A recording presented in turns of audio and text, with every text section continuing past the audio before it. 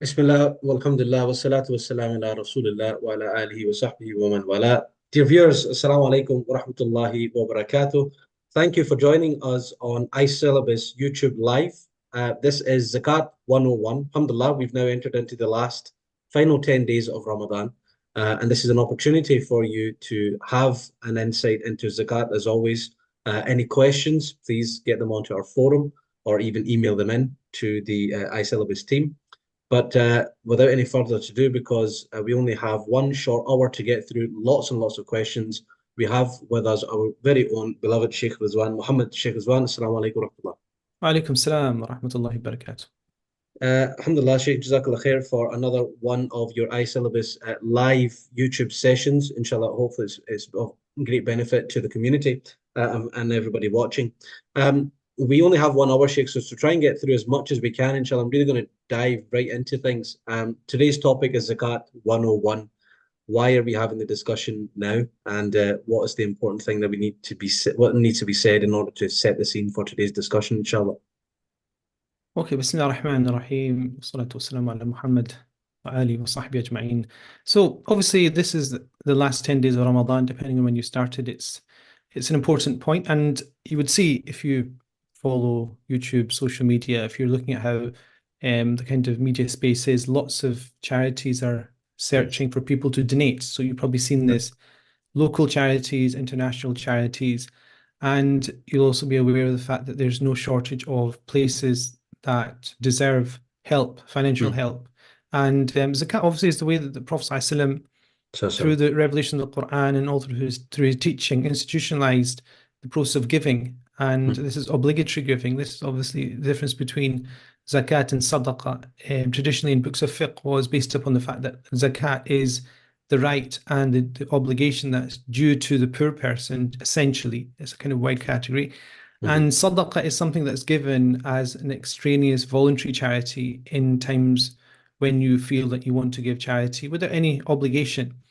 So the fact that we've got the situation in Gaza where you have almost like an orchestrated famine, which is, in modern history is quite unique in that sense, where you have an orchestrated live famine taking place, which is being created, the situation being created where that's taking place, means that there's obviously going to be the pull to donate. And obviously as Muslims, it happens in the month of Ramadan. Unfortunately, this happens every Ramadan that I've been speaking about topics and speaking to the community.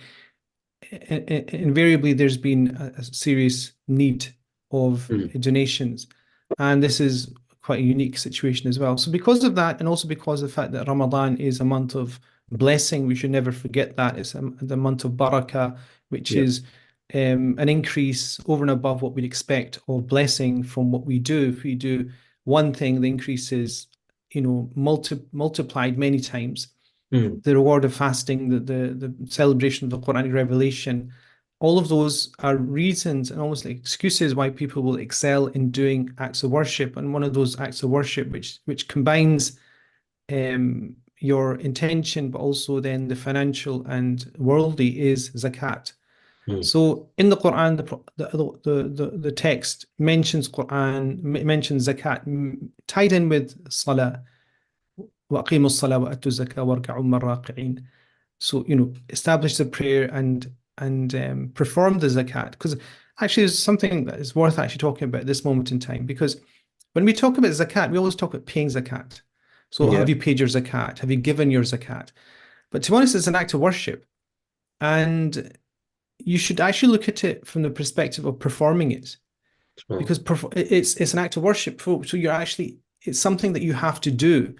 And part of the performing of it, I want to people that are listening understand, is that you have to take it seriously, first of all, because there's this deep down in our community, sometimes this idea that you just put your hand in your pocket, or you just open up and think what would be good to give, and you just give it, fi sabilillah, or whatever. You have this intention, this is for the sake of God, but it's not. It's a performance. So there's conditions. There's conditions to the payment of it. There's due diligence that has to be done when doing it. Like the prayer, when you start the prayer, you have to do due diligence, like clothes, are they clean? Am I facing in the direction of the Qibla? Is it the time for praying? Am I with the right intention for the prayer I'm doing? All these are due diligence, aren't they? They're preconditions. They're called the arkan. And in zakat, it's the same thing. You have to bring your best game to the table in this. In other words, you have to, and this will come out probably in the questions, you have to be very serious about the types of questions you ask, and also be very serious about how you make sure you perform this. So as a performance, you want to do it in the best way you can do it. So when you do it, you don't want to do it so that you might be thinking, what did it work? What did I get out of 10? So essentially, the prayer is very similar. You could mark somebody's prayer and say, well, you made a mistake here, you made a mistake there, like the Prophet used to do. Somebody used to, it was a very famous instance of a person, it's called the hadith al-musi salatahu, the person who messed up their prayer. Very famous hadith, when the person came and they prayed, the Prophet said, قُمْ فَصَلِّ فَإِنَّكَ لَمْ تُصَلِّ. Stand and pray because you haven't prayed. Because he'd missed all the basic elements of prayer. You could also do that with the act of zakat.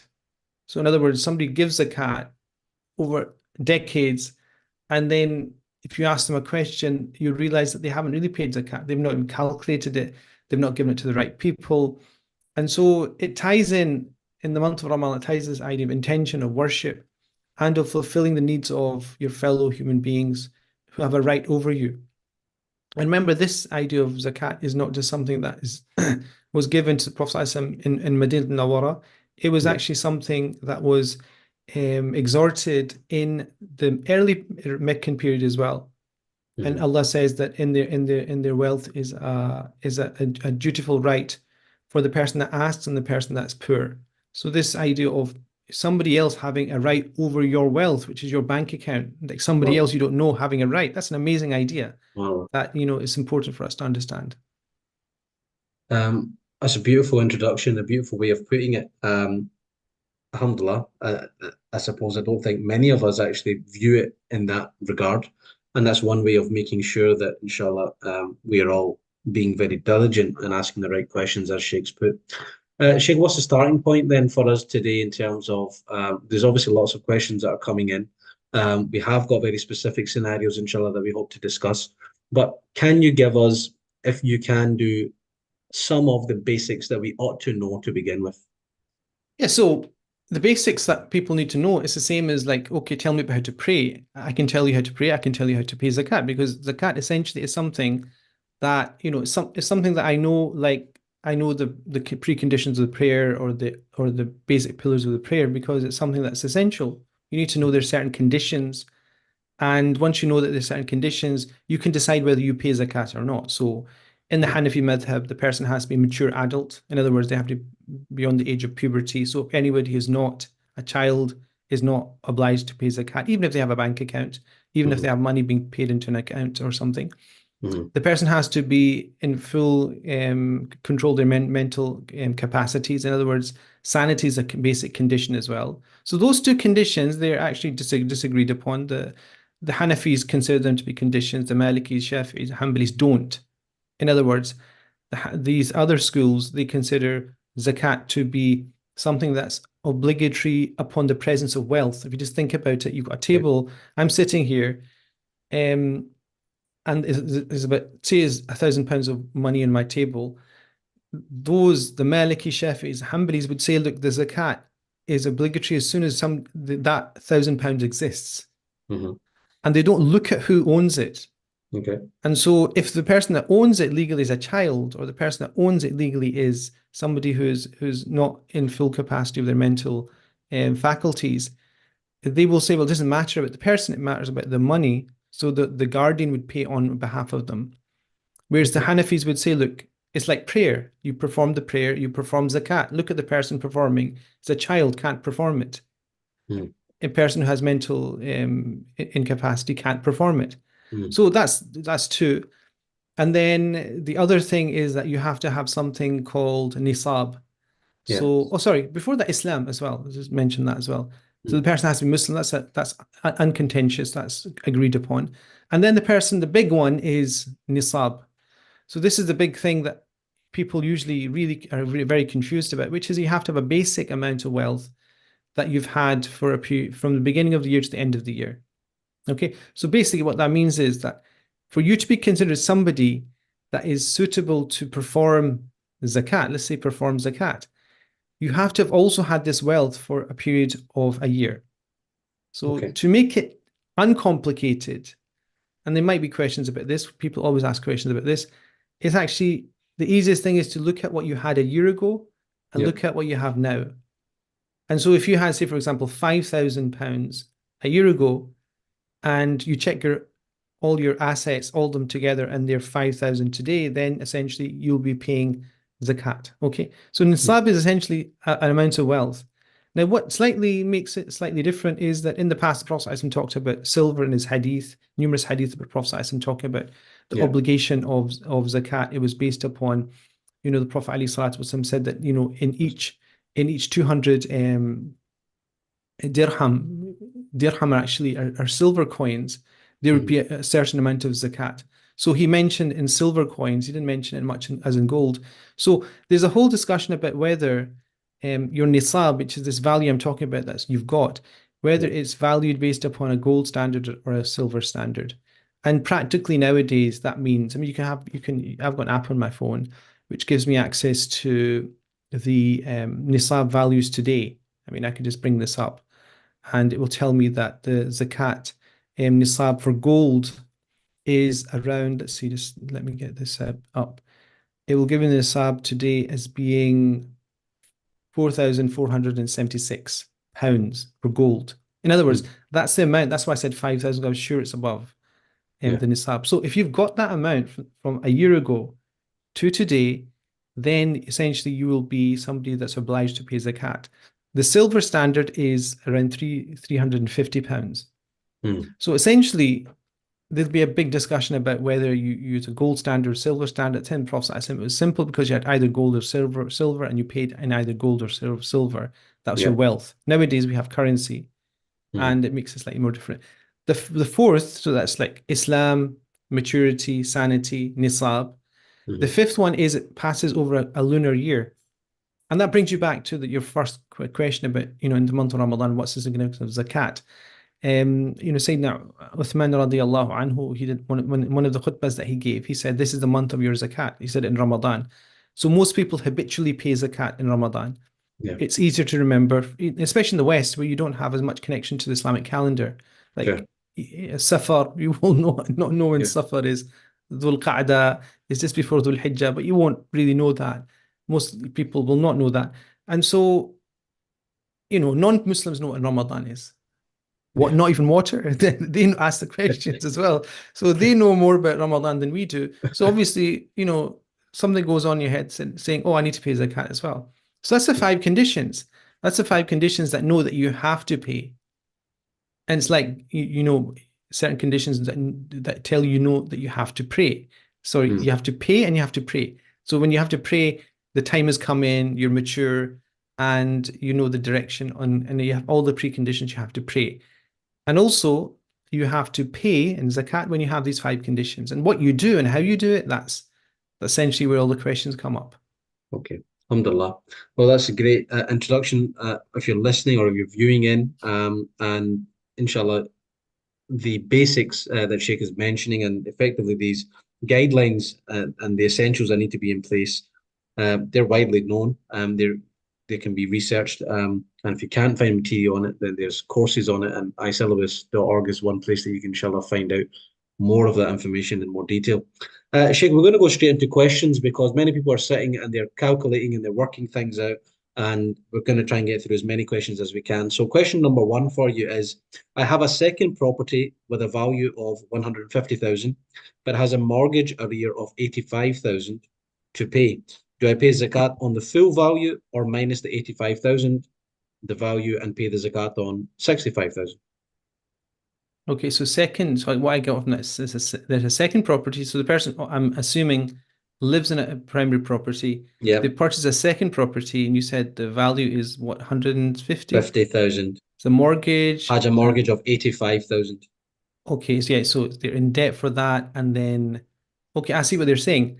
So the question, so they were saying what they have to pay on a certain amount. Do they have to pay in a certain amount? Yeah, they're asked, the question is it the on the full difference. value or is it minus Okay, 65, yeah. So no, this is a simple issue here. There could be two scenarios they haven't mentioned. One is that it could be, let's say, a holiday home kind of situation or scenario, Okay. or they say it's a foreign property they have, which they own, and it's just lying there. In this situation, there's a basic principle in Islamic law which you should take into account here, that anything that does not produce value, either actual value in terms of rent or potential value in terms of the fact that it's on sale. Okay. Do you understand?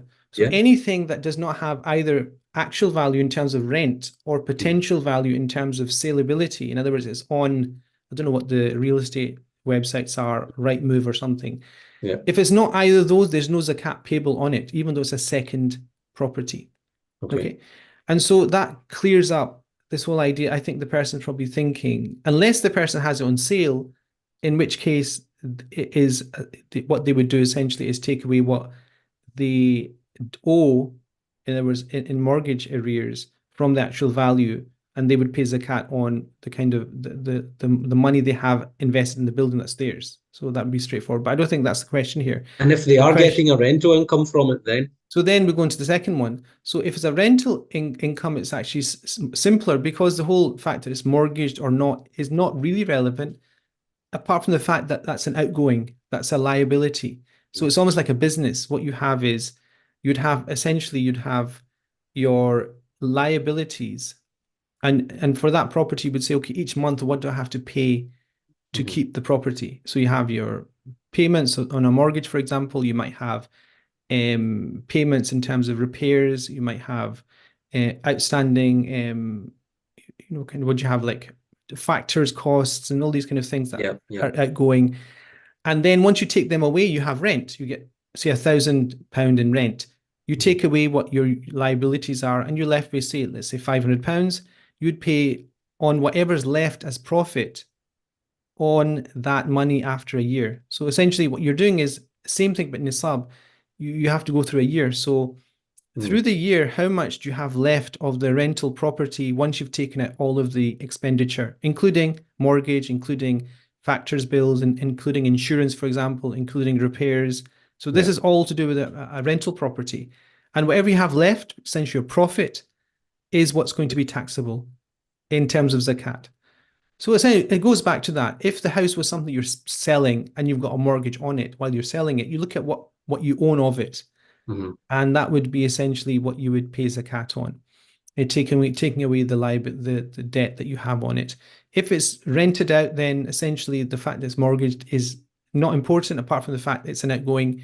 Every month you pay it out, and over a year you'll pay 12 installments of mortgage payments, but you also get 12 installments of rental income.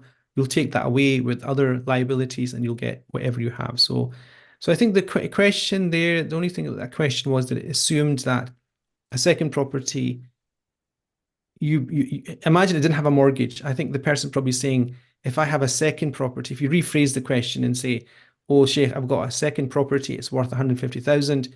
Do I pay zakat on it? No, you still would not. Okay. Because it's not on sale unless it is. If it is, then you're paying the whole 150,000.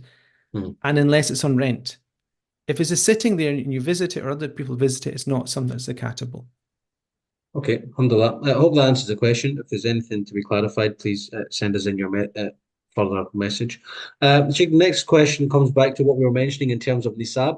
Assalamu alaikum. I heard you mention that the gold standard nisab should be used when paying zakat. Some Hanafi imams mentioned that the silver standard should be used, as this would lead to more people having to pay zakat, and thus will lead to more zakat reaching the poorest. What would your response be to this?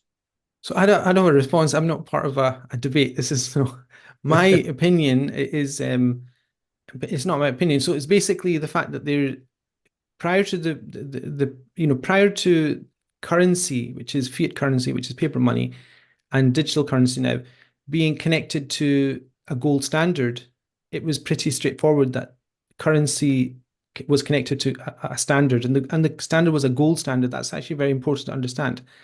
So the reason why silver, I've read and I've spoken to scholars who mentioned is they prefer silver, is that they say, well, imagine, well, what did I say? The nisab was about £350 for silver. So essentially what that means is if you've had £350 from beginning of end of a lunar year, Hmm. You as an individual pay zakat. Hmm. Now, what does that mean? It means if you lowered the bar, more people qualify to pay Yeah. zakat. In other words, the logic is that more people receive zakat. Hmm. And that makes, and the basic point, it means more people are performing zakat. Let's just say that. So you could Yeah. say, well, more people are getting rewarded and more people are paying, and also, therefore, more poor people will receive. Yeah. Now, the issue here is it's about values, isn't it? It's about values, first of all. The value, so £350 is, in terms of poverty line for most countries, not even like poor countries now, for most countries, it is not really, if you look at a basket of currencies or you look at a basket of commodities that any country has and the basic living costs and things like that, it Yeah. doesn't really dent poverty in any substantial way. Mm. In fact, even a person in dire poverty, that will only in the most extreme situations be something that would be comparable to what it would do in the past. Yeah. Like, because and that's one reason. I mean, the reason why I'm saying this is because you have to look at the fact that zakat is a rational act of worship. Mm. Because what are you doing? If you're praying, well, you could argue and say, why don't we just sit and pray on a sofa?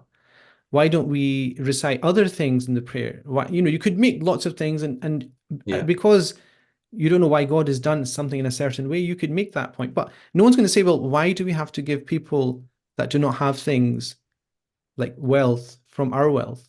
Mm. Like, so what is God doing here? I don't understand. It's not. It's pretty Yeah. common sense. It's to alleviate poverty and need.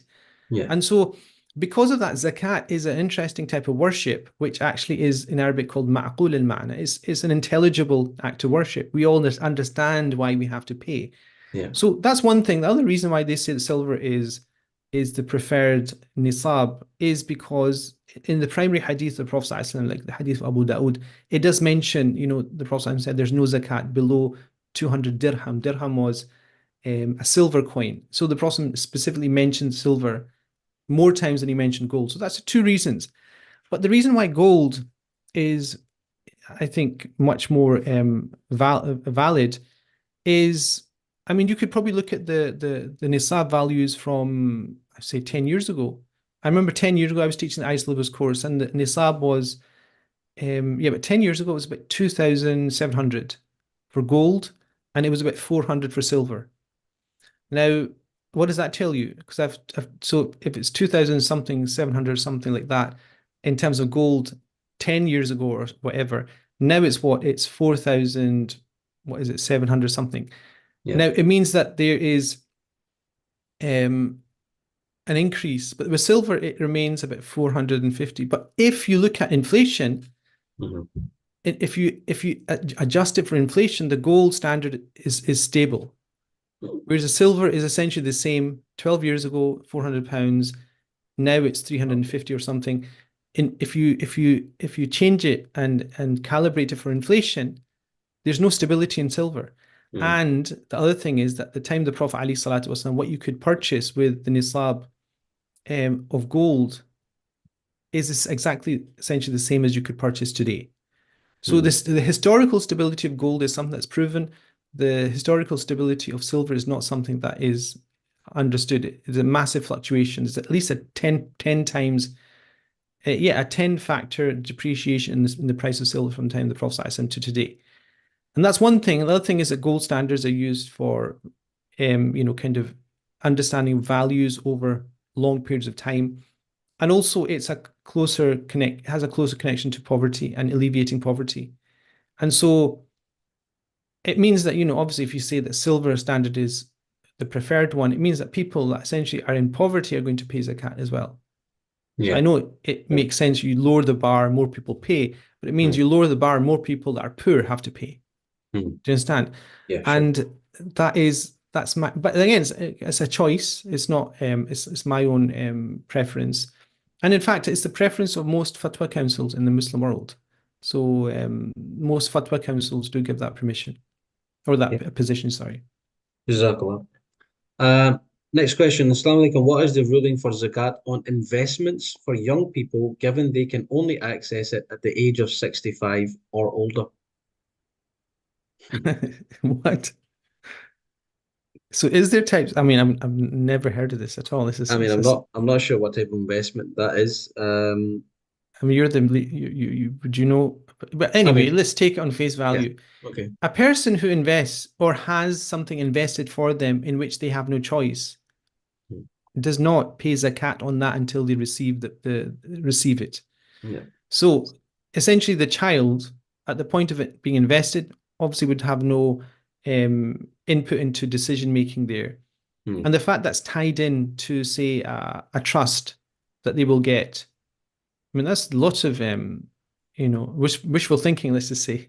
The person's 65. And we don't know the world's going to last until someone's a child now, like, the world's going to pot. So, anyway, let's take it as a theoretical then. Until the person receives it and can benefit from it and it's theirs legally, they don't pay zakat on it. And it's very similar to other scenarios such as work-based pensions as well. Yeah, which Hmm. we might come to. Okay. Money paid into a pension fund at work, but not accessible until retirement. Do I pay zakat on this? Okay, that's tied to that because it's a work-based pension which is not accessible until the person retires. Essentially, because it's work-based, essentially Hmm. there's no volition and choice in the person who will end up owning it, which is the person who's going to become the pensioner. Yeah. So they might get a lump sum, or it might be paid out in small amounts later on, because they are in a work scheme which ties them into this pension pot, which is for their benefit, but ties them in without choice from themselves. They do not pay zakat until they receive it. So they Hmm. might be, for example, every year given a statement on what their pension pot is, but essentially it's not theirs until they receive it. So it's locked away, and the fact you don't have any choice in opting into or opting out of it, or once it's been opted into, you can't really take money out of it except through a penalty. It means that they won't pay zakat until they receive it. So very Yeah. similar to that person, the child, it's in a trust until they're older. They don't pay anything until they actually have access to the funds to use as they want. Okay. Next question relates to land from inheritance from deceased father's estate in Pakistan, but it has not been distributed yet amongst siblings, getting no income from land. What is the ruling in terms of zakat on these lands? So lands, it's essentially it's inheritance, isn't it? It's Yeah. inheritance that has not been distributed. Yeah. So in terms of inheritance that's not been distributed, it's not mentioned, the person that mentioned is disputed. If it's not disputed, but it's not been distributed, in other words, disputed means that there's other claims to the Yeah. wealth. There might be a debt over the wealth. There might be contention over the ownership of it. For example, if that's, let's just say, for argument's sake, that's been sorted out. So Mhm. there's an estate of land which is to be broken down into five portions for the people that inherit. Now, the issue here is that's considered to be a debt which is owed to you. So Yeah. you're the person owns it. It's a debt owed to you. But usually with debts, there's different types of debts. I mean, I could lend you money. I could lend you £1,000. That's a debt, and it's a personal debt. And that personal debt usually is one that I could recall at any moment. Give Mhm. you a month, 2 months notice, and you're not contesting it. I will get that back. For zakat purposes, that's still my money. Even though you Mhm. have it, I could ask for it at any moment in time. So that's a type of debt which you have to pay zakat on. So if you've given your friend some money and it's in the back of your mind, but you've not asked for it back, you still pay zakat on that because it essentially is yours. You can bring it in at any moment. Mhm. Inheritance is similar because essentially it's coming to you, isn't it? At some point it will trickle down to you. Yeah. But there's a problem, which is that it requires much more work to get it to trickle down. There has to be an agreement between the people that are standing to inherit, and there has to be a distribution of it. And there's all these legal loopholes that go through the inheritance process as well, the calculations and so on and so forth. So that's also a debt owed to you. But in this situation, because of those steps, it's considered to be a weak debt. Weak debt, meaning not strong. And that essentially is a debt that you do not pay zakat on until you actually have access to the wealth itself. In other words, you're given the land, and essentially, if you're given the land, you still don't pay zakat on it because you've not. Again, it's like that house we talked about, Yeah. There's no second income. property. Yeah. It's not on sale, and you're not gaining rental income. You still don't pay it. If Yeah. it was wealth, the land is sold, it's distributed, the cash comes into your account, then you'll be liable for zakat. Yeah. And depending on what your status is with other wealth, if you have other wealth, you'll either pay immediately or you'll pay after, when your anniversary, that year-long anniversary of your zakat takes place. So essentially, that's considered to be a weak zakat, weak debt, and it's similar to like a woman who's expecting dowry, mahar, which has not been paid. It's the same thing. She does not pay zakat on that.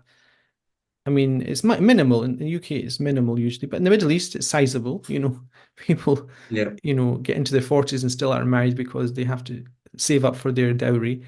In that situation, it's a sizable amount. The wife does not pay until she receives it as well. Fair enough. Yeah, it's clear. There's two parts to this next question, Sheikh. We've got a much longer one, which inshallah we'll take in hopefully after this one. I recently found out that I needed to pay zakat on my pension. However, I haven't paid zakat on it for 5 years. At which point, at one point, I had three different pension pots, and it's difficult to find the exact value on the day I needed to pay zakat. I'm unsure on how to proceed. The second part of the question is, if I do manage to calculate the amount owed, but do not have the funds to pay it from my savings, then what do I do? Yeah, so in that situation, the pension situation is interesting because I kind of mentioned it before, so I'll mention it in summary again. A pension pot is within which you don't have much choice in just in contributing to it, like a work-based pension or a pension scheme that's essentially run by a government. You do not pay zakat on that and calculate zakat on that until you start to receive it at the end. Yeah. So I'd imagine he or she is saying that I recently found out I need to pay zakat on my pension. So that usually is an opinion given for pensions that you yourself have opted into or sought out yourself. You've thought, I need to have a pension scheme. I'll invest in this specific scheme, and you put money in. In that situation, absolutely true. You have to pay zakat on your pension pot. And so, because the person's saying they haven't paid for 4 or 5 years, and they had different pots as well. The reality is it's like performing prayer. You do have to take some kind of time out to an approximation. Remember, it's something that's an approximation. It's our worship is usually based on a good, reasonable assumption that you have fulfilled it properly. So the person could say, well, what is it now? Yeah. And what have I been putting into it? They might have old invoices, because everything's electronic nowadays. It's very easy, I'd imagine, to get data back very quickly on your previous statements to a specific date. Because in fact, this is a National Zakat Foundation website. It's a website, yeah. So this actually has a nisab on it. I'm just giving an example. And it also has the facility for you to pick historical nisab dates. No. So imagine you've not paid zakat for 5 years. It will tell you what the nisab was. In fact, it goes way past 5 years. It goes into the past, like 20 years ago, 30. It'll give you the gold and silver prices.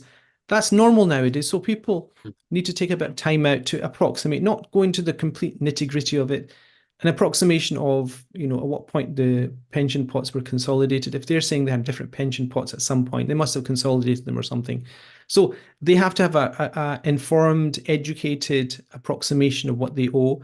And they have to then, after that, they have to take a note of what they owe. Okay. Now, if it's a work-based scheme or something that is a governmental scheme, then you don't pay zakat on it anyway until you receive it.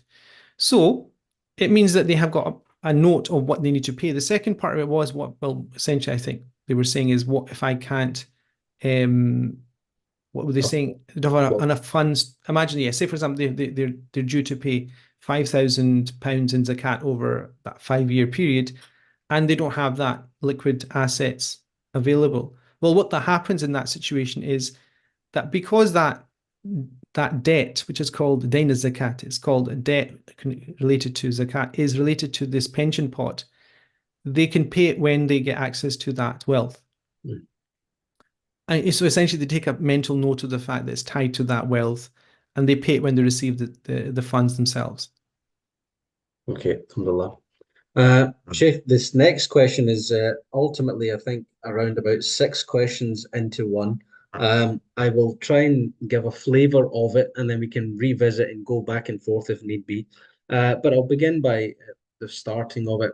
If you are giving zakat to a family member, how do you determine if they are in need? I used the silver threshold, so would I look at if they had approximately £390 net assets at some point in the past year? Or do I ask if they have that amount to their name today? So that's the first part of it. Somebody that's trying to work out essentially giving to a family member, how they go about that, how they effectively make the decision whether or not they're in need. Second question is, I gave the same family member £1,000 last year from my zakat, and I have given some again this year. Since they received £1,000 from me last year, does that mean that they are over the silver threshold and I shouldn't have gave to them again? They don't have 1,000 anymore. It has been spent. If they did have the 1,000 still in hand, would they pay zakat on money that they received as zakat? So again, there's different aspects coming into that question as well, the second element of it. But I think the gist of it is this person is giving money to a family, and ultimately, is that placing them in a situation or a scenario whereby um, they become effectively exempt from or eligible or responsible to pay zakat themselves. So that's the first two parts of the question, Sheikh. I don't know if you want me to keep on reading through or you want to deal with those two parts. Well, I'll deal with the first two because family member, obviously, we assume that it's a family member that is due to receive, somebody who can receive, because obviously part of zakat is the recipients, and there's a whole discussion about who recipients are. Poverty is an indication, abject poverty, a person in debt, for example, a person who is employed, and there's a whole discussion actually, I don't know if any question will come up, a person employed to calculate zakat or to distribute or to collect, which is amilina alayha. This is a big discussion about whether charity workers nowadays qualify for that discussion or that definition.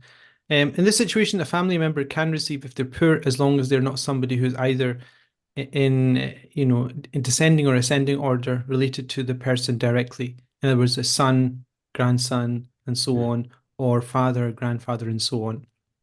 And also husband, wife.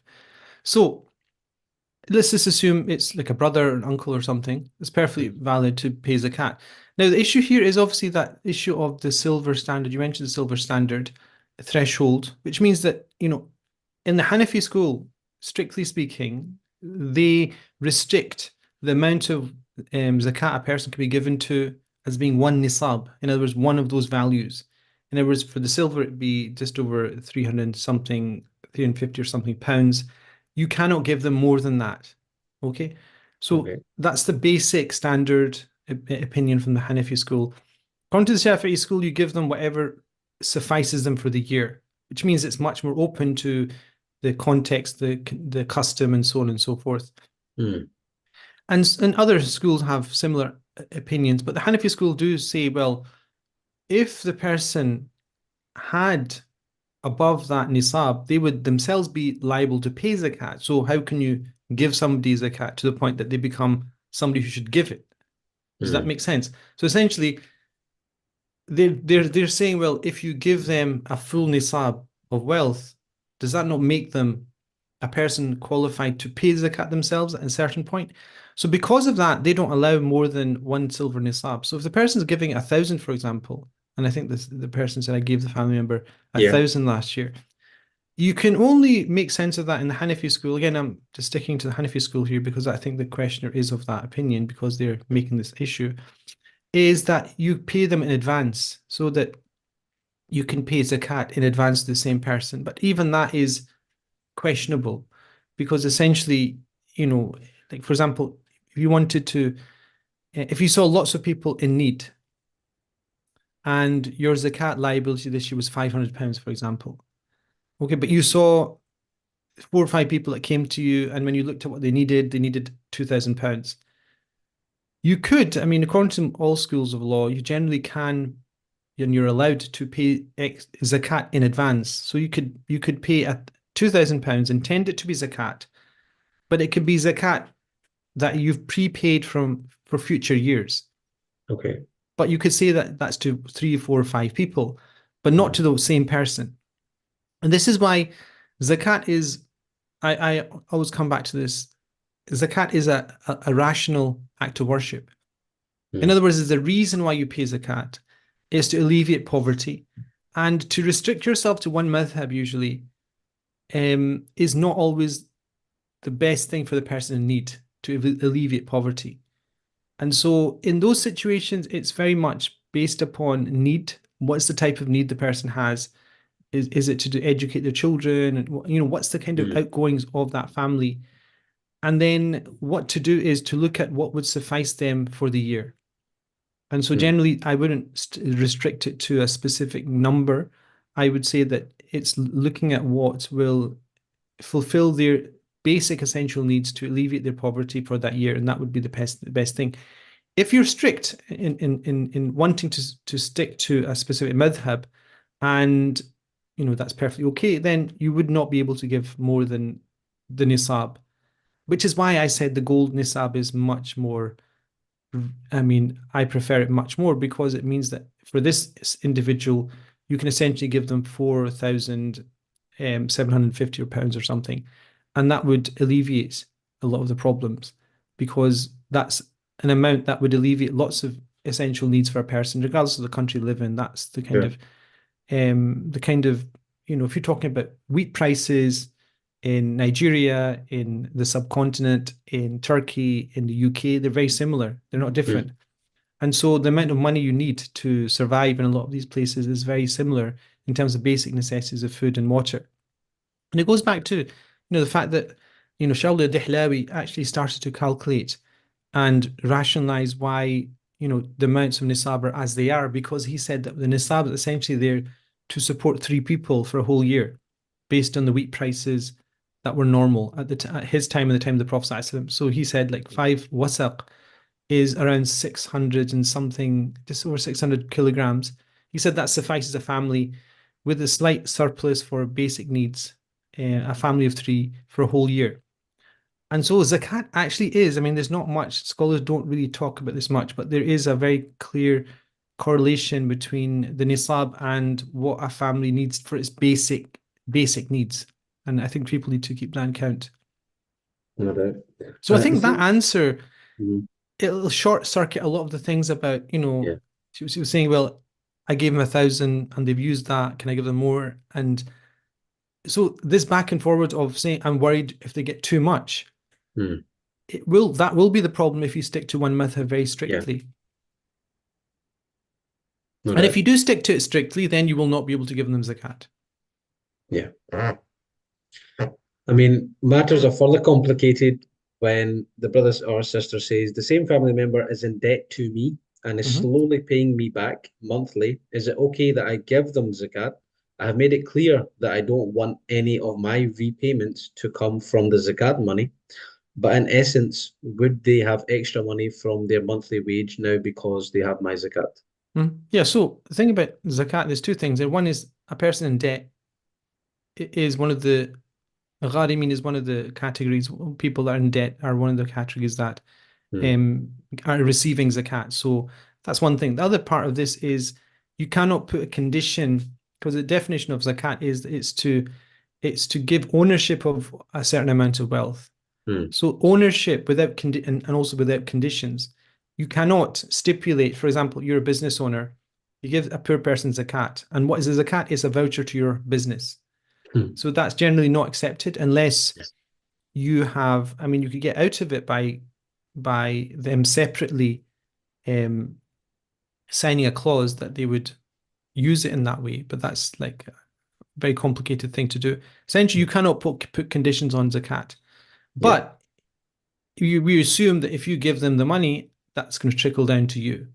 But because it's not a condition, it's not a problem at all. So the fact the person's in debt to you can mean that they are deserving of your zakat. The fact that that comes back to you is not a problem as long as it's not stipulated that I want that money back as your debt. if that makes sense. Yeah, no, absolutely. Okay, now there's another couple of parts to this. I think maybe we've touched upon them, but we'll go into it. What can the person spend the money on? My advice was it's up to them. Food, clothes, bills, etc. Is that correct? Can they use it to pay off Yeah, so there's no you debt? cannot place You can't make conditions. it. Yeah. If you give them life life hacks and financial advice, that's good. I mean, they might not be the best person at spending. So there's nothing wrong with you giving advice saying, look, this is where you're going wrong. Why don't you do this? Why don't you set it like this? And why don't you make payments like this? Perfectly okay. But you cannot put stipulations on how things are spent. Okay, their last part relates to Zakat on pensions, which we have touched upon. So inshallah, we'll go to our next question. Uh, let's see, what is it really of Zakat investments? We've covered that. We've pension funds are coming up where we've covered this point. Land from inheritance, we've covered that. Recently found. In terms of assets in cryptocurrency, if it's been sitting there for years and not been cashed out, do we pay zakat on it? In a separate scenario, if their crypto assets are their pension plan, do they pay zakat on it each year? Yeah, so they've got crypto, basically cryptocurrency. Yeah, sitting and not cashed out, do we pay Okay. zakat on it first of all? So yeah, this is a big thing because initially, I mean, this is still the case. A lot of scholars have said it's a type of gambling, and a lot of people believe that is the case. So a lot of people just generally ignore. I mean, from my experiences, most people are ignoring those fatwas. But I think a lot the scholars that are saying, and we're saying it's prohibited and it's type of gambling. I don't think they understand the underlying concept of blockchain technology and the purposes it has. So essentially, without going into a completely different live stream on nature of currency, the currency we use, which is fiat currency, which is paper currency or digital currency now, is by its very nature usurious and impermissible if you want to understand what it is, because it's essentially a debt. So it's a debt, and it's not just a debt, because if it was just a debt, it meant that you had a certain amount of gold, you went to the bank, you placed it in the bank said, okay, I've got your gold, here's a piece of paper saying I have your gold, you can use that and trade it with other people, and the person who gets it in the end can go back to the bank and say, by the way, this person has gold, can I have the gold back?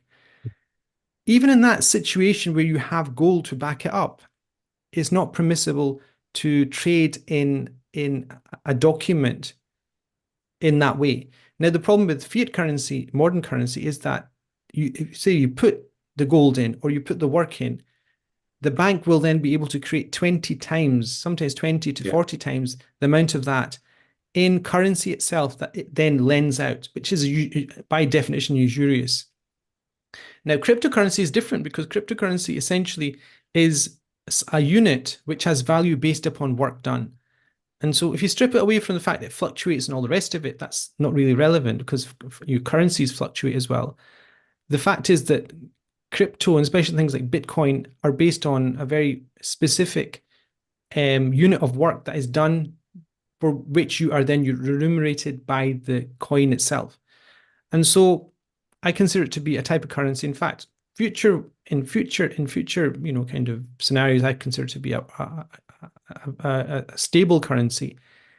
It is then basically a liquid asset which has value, and you pay zakat on it based upon it's being transferred into, say, another currency or gold value. So the problem here is because it's a currency, you can pay in bitcoins. So imagine you've got, let's just for argument's sake, you got 1 Bitcoin, Yeah. and you have that, you own that. So you pay 2.5% of that in Bitcoin because it's a currency. It's like you've got £100. Okay, what do you pay in pounds? You pay 2.5, £2.50. So it's the same thing. Or you can say, well, 1 Bitcoin's worth, I don't know what it is, 60,000 or whatever it is, something like that. Yeah. You pay in pounds or dollars or whatever it is.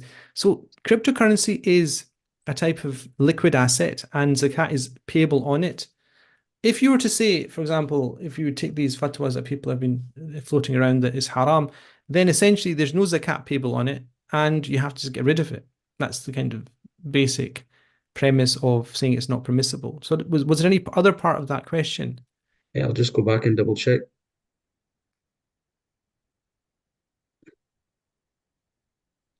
If their crypto assets are their pension plan, do they pay zakat on it each year? Yeah, so if it's their pension plan, yes, because their pension plan, they've opted into it. So it's Yeah. not a final payment employment scheme, it's not a governmental scheme. They've invested as their own pension scheme. They have to take a stock of every year, the value, and pay that in zakat. So they can pay whatever, they can pay in Bitcoin, they can pay it in fiat currency, they can pay in gold. The important thing is they pay it every year on the value of that at the time that they're calculating. So, whenever their anniversary of Nisab comes up, so say they always calculate there's a cut on the 25th of Ramadan. So, 1 year down, do you have Nisab? It's a pension pot, I'd imagine. If it's going to be of any use, it's going to be way above the Nisab. You're going to Yeah. pay 2.5% of that in whatever form you want. You can pay it to somebody. I don't know if poor people, would they have access to Bitcoin? Yes, they would. So there you go. You transfer Bitcoin. Okay. Salam, how much zakat can you keep giving to someone until they no longer becomes zakat eligible? Is it the nisab value? So there you go. That's the famous Yes. argument debate, which is Hanafis say one nisab, Yep. whether you want to go with the gold, which is over 4,000, whether you want to go with the silver, which is over £300. Mm. Yes, they would say you stop at the nisab and then you have to move on to somebody else. Yeah. Next question, we've just answered that regarding crypto. I think we've touched upon this, but we'll touch upon it again. It seems to be a common question. If I don't remember when I passed the nisab, can I just make a safe assumption and pay my zakat yearly based on that?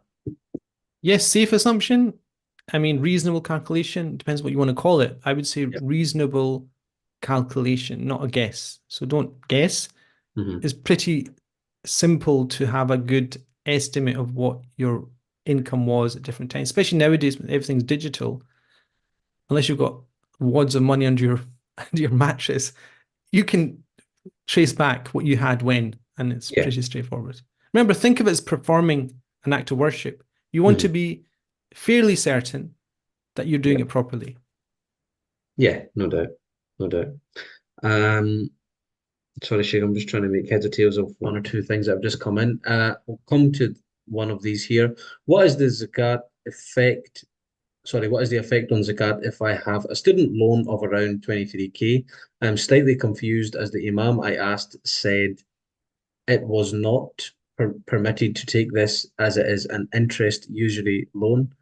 So does this mean that it is not a debt for my zakat? All right, yeah. So the basic thing about zakat is it's a question on student loan.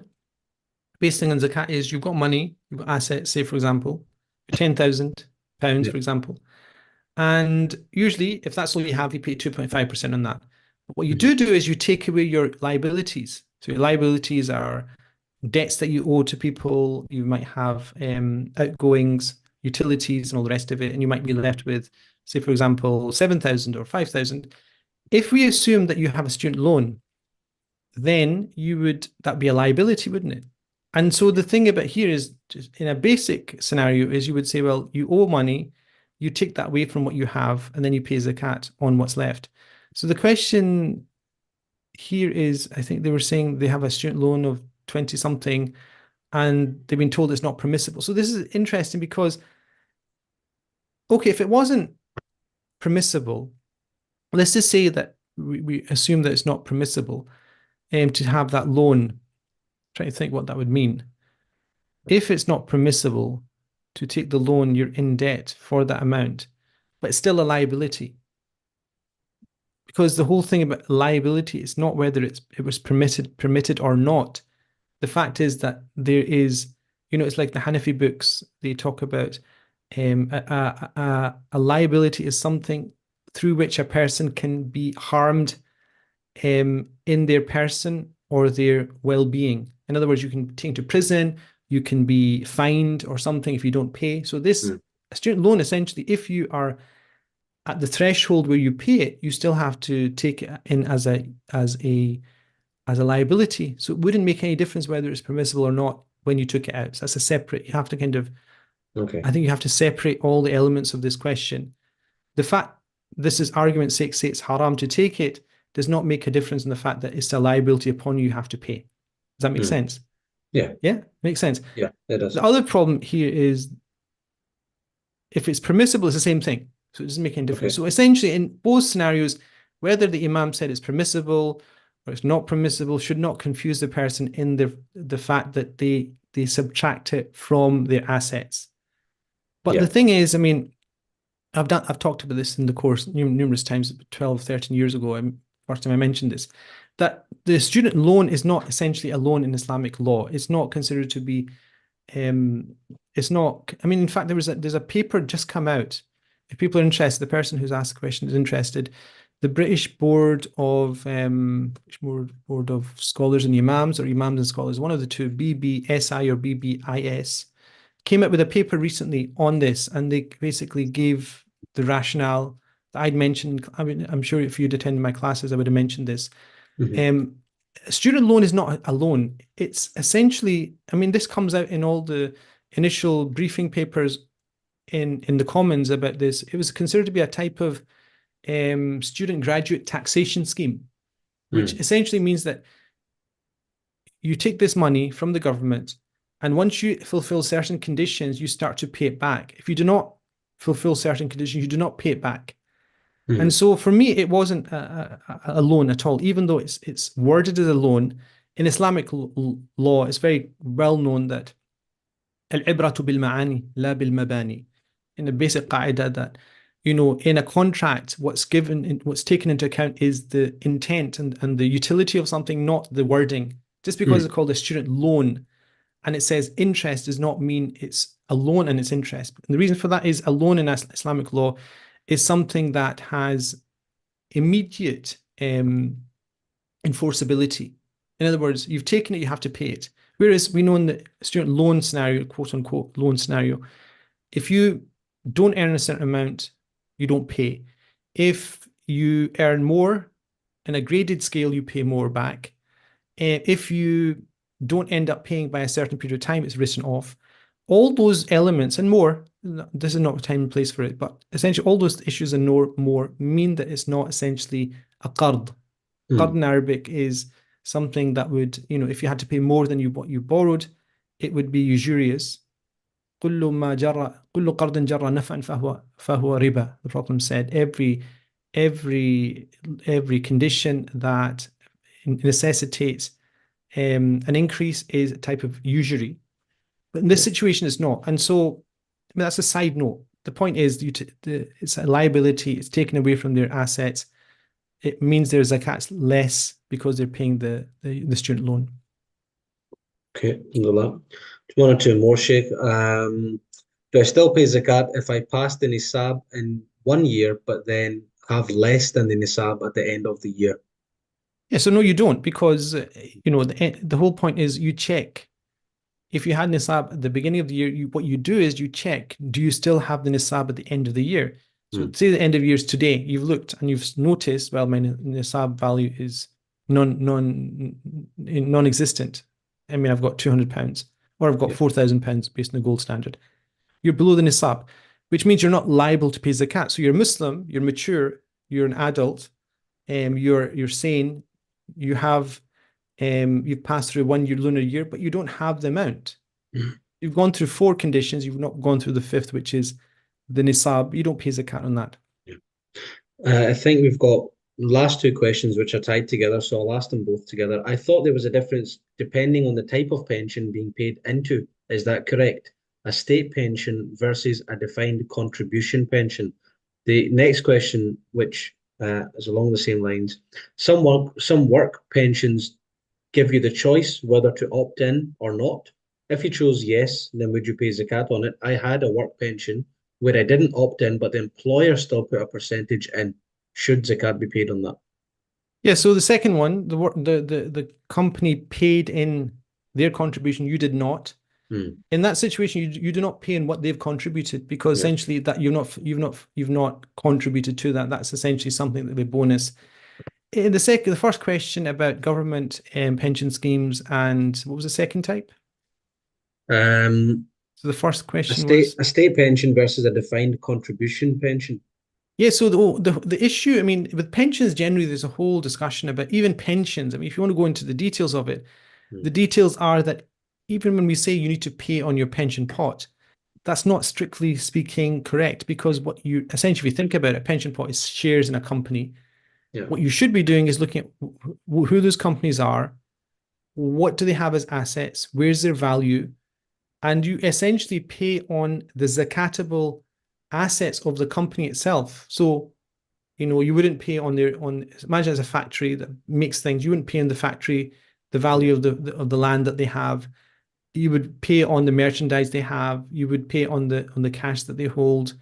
So there's certain things you would and wouldn't. So imagine you would probably say one company that you invest in, 30% of that value of the company is in zakatable assets. You'd only actually pay 30% on that. So the whole issue of pensions is very complicated if you really go into the nitty-gritty of it. For this issue, I mean, just the simple rule would be, to what degree do you opt in or out? I think that's where the discussion among scholars, when I've looked at it, kind of becomes important, is, did you opt into any of these schemes or not? And if you did not, then you don't. And if you did, then you do. And so that's Okay. a simple way of Yeah. deciding whether you're liable immediately to calculate your zakat or not. Okay. I've got one more for you, Sheikh, and then we'll let you get on with your iftar, inshallah. Um, I have savings that I purchased Bitcoins with. However, I'm confused as I was told that it's not permissible for me to purchase them as it's like gambling. Now, what do I do? Is this correct? So, if so, should I now sell them and pay zakat on the value? Well, I mean, I've mentioned on Bitcoin, the issue is that I consider it to be a type of currency. And so because it's permissible to hold, it's an obligation to pay. It's obligation to pay zakat. So if it was impermissible, you would have to sell. You would have to sell. I mean, it's very complicated. If a person said it's haram and they've got it, and then the mufti would have to decide what to do with that wealth, because it's ill gained, the profit would be ill gained, they'd have to give it away to people. But I consider it to be very, very, very weak. In fact, I mean, I'm very clear on it. I think it's very, people that say that, things like Bitcoin are impermissible, I think they don't understand the underlying technology behind and thinking behind cryptocurrency generally. There's certain types of cryptocurrency absolutely that are there with very specific niches, and you can look at all this yourself, that are essentially there as a type of prospecting.